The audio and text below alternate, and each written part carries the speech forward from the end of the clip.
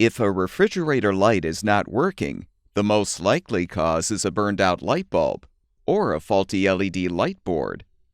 But other causes, such as a defective door switch or light socket, could also be responsible.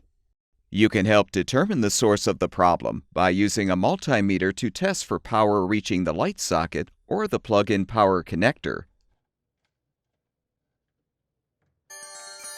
To conduct this test, the refrigerator will need to be plugged in, so avoid touching exposed wires or socket terminals with your fingers.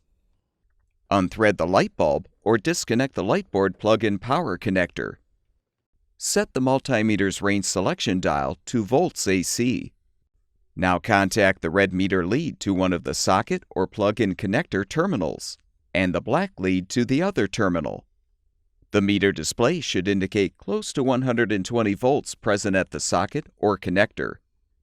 If sufficient voltage is not present, it's likely the socket is defective and will need to be replaced. Or there may be a problem with the appliance's main control board being unable to direct power to the light socket. You can determine if the light board is defective in the same way. Use the multimeter to test for incoming power to the light board's plug-in connector. If the meter display indicates the appropriate voltage is present, as indicated on the light board itself, you'll know the board is defective and will need to be replaced.